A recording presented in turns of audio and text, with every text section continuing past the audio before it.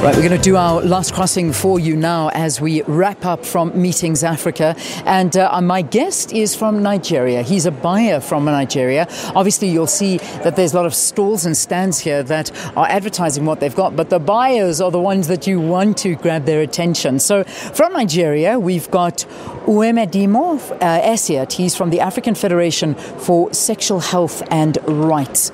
Great to have you on the program. Thanks so much for your time. Hey, good morning, and thanks for having me. Yeah. I know that this is not new to you. You've been here many times before, but have you noticed, obviously, that it's grown significantly over the years? Awesome. It's been awesome. It's grown and it's growing, and it can even get bigger and better. I believe that we need to expand the scope of partnerships, and you could recall whilst we were having a chat, I said, listen, we as buyers also want to feel the common people of South Africa, what they bring to table. I mean, we have an SME section, but I hope that next year it will be further expanded. I hope the city of Johannesburg will cooperate with Meetings Africa such that we can even have possibly a bigger SME space outside of this venue, but very close by, say like Mandela Square. Yeah, I tend to agree with you, and that's the exciting part. So it is to grow that, and I hope you give that feedback to the organisers. But you yourself come here, you look for different service providers, and I think what was so nice and interesting to chat to you about is that, you know, we're focusing pretty much on the venues and the hotels, but it's not only about that. It's everything that goes into conference planning. Yes, beyond venues.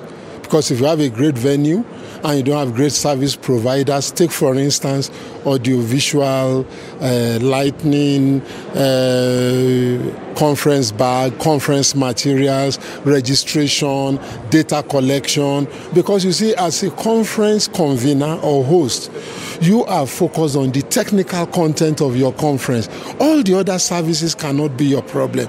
Yes, there can be a PCO, but there is a limit to what the PCO can give you, because you also have an idea of what your clients expect. So you need to begin to translate all of that alongside with your PCO, if you have one, to finding the right kind of service providers. And Meetings Africa is a hub and a significant regional hub for finding Africa-specific service providers who are familiar with the African context and content and know the terrain and even our climate. Well, listen, enjoy it. I hope it's a great success. I know that you have a biannual conference that takes place. It's the African Federation for Sexual Health and Rights, started here in South Africa. I'm sure you're looking for your next service providers. Which country is it happening in this year?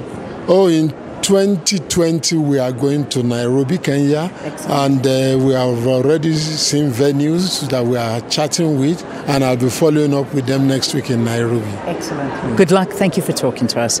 Thanks very, very much. That's Uwemedimo Esiat from Nigeria.